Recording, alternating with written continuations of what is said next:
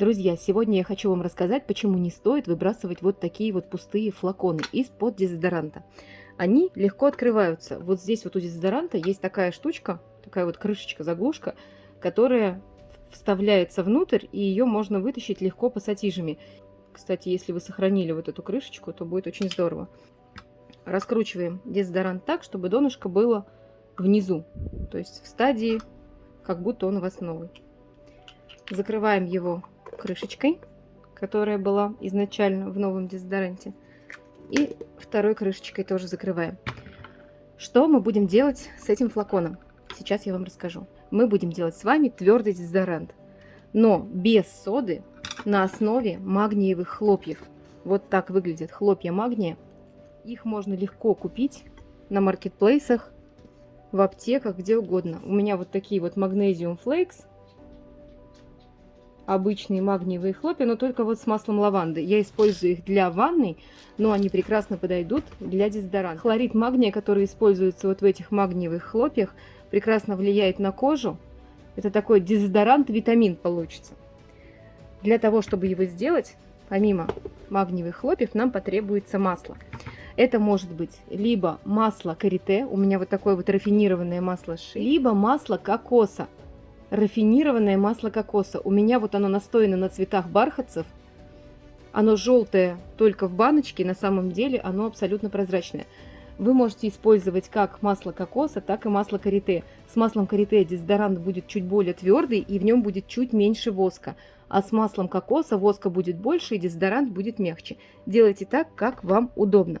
Также мы будем использовать пантенол, депантенол, который заживляет, и для дезодоранта это отличный актив. Помимо этого мы будем использовать крахмал. Вот такой вот рисовый крахмал я покупаю специально для дезодоранта. Подходит гораздо лучше, чем крахмал картофельный или крахмал кукурузный. Но вы можете попробовать и на основе более доступных видов крахмала. Также для приготовления дезодоранта нам потребуются эфирные масла. Я взяла масло мяты, лимона и цветков апельсина, нероли. Это сочетание нравится мне по запаху и обладает антибактериальными свойствами. Для того, чтобы наш дезодорант дольше хранился и не портился, у меня есть вот такой вот СО2 экстракт розмарина, который выступает естественным природным консервантом. И я его добавляю в дезодорант для того, чтобы он дольше не портился. Первым делом нам нужно отмерить масляную фракцию. Мы будем класть масло вот в такую вот стеклянную посуду. Здесь 23 грамма. Так, 30 грамм масла карите. И я положу масло кокоса 20 грамм. На 50 грамм масляной фракции нам нужно положить примерно вот столько воска. Это, наверное, около 3 грамм воска, но можете просто вот так визуально отмерить. Поскольку у нас здесь масло карите, которое довольно твердое сейчас, и мало кокоса, вы можете положить немножко воска. Но если у вас основное масло кокоса, вы должны использовать в районе 80 грамм воска. Попробуйте, поэкспериментируйте. Всегда можно что-то добавить, что-то убрать и найти свою формулу. Сейчас мы с вами отправляем вот эту вот чашечку на водяную баню и займемся сухими ингредиентами. Пока у нас растапливается масло, берем вот такую вот ступочку и сразу в ней отмеряем нужное количество вот этих вот наших магниевых хлопьев.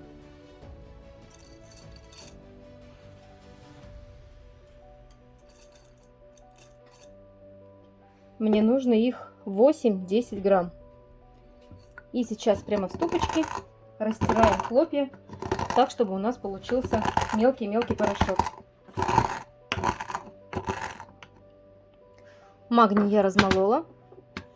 У меня получилось примерно 2 чайные ложки, если смотреть в сухом порошке.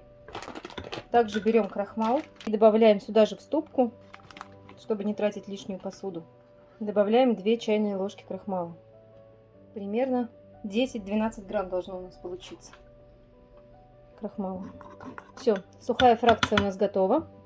Отставляем ее в стороночку. У нас растопилось к этому времени масло с воском. Теперь мы берем вот эту вот нашу сухую фракцию и чистой палочкой вмешиваем магний и крахмал в масляно-восковую основу. Убедитесь, что у вас все сухое, все приборы. и инструменты.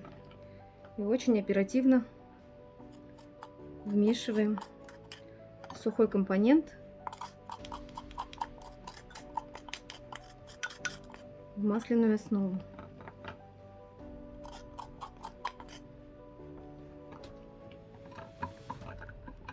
Воск с маслом будут довольно быстро густеть. Пока мы размешиваем, займемся подготовкой активов. Экстракт розмарина, 2 капельки, прям вот так вот из пипеточки. Раз, два. Пантенол из баночки. Раз, два, 3 капельки. Эфирное масло лимона 10 капель. Раз, два, 3, 4, 5, 6, 7, 8, 9, 10. Эфирное масло мяты. Раз, два, 3, 4, 5, 6, 7, 8, 9, 10. Давай капай 10 капелька. 10 капель того, 10 капель другого. И 5 капель цветочного масла Нероли для приятного запаха, оттеняющего лимон и мяту. Раз, два, 3, 4, 5.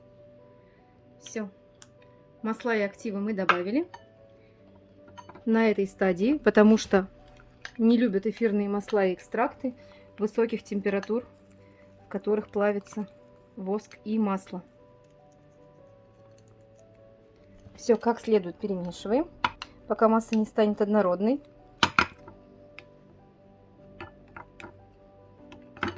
И сейчас мы будем переливать все это дело во флакон. Я беру стаканчик, в котором у меня салфеточки лежат, и помещаю туда вертикально свой флакон для дезодоранта. И в него переливаю массу. После того, как вы перелили дезодорант, его нужно как следует постукать по столу, чтобы вышли все пузырьки из него. Затем берем крышечку, которую мы сняли из этой части, и плотно ее закрываем. Вот видите? Она хорошо закрывается. Этого объема, который я сделала вместе с вами, хватило ровно на 1 стик. Я его пока держу вертикально, и сейчас я отправляю его в холодильник до застывания. Ну что, дезодорант затвердел в холодильнике. Он получился вот такой вот глянцевый, довольно твердый, но при этом он хорошо плавится при контакте с кожей. Видите, какой аккуратный. Крышечку не забываем, закрываем и пользуемся.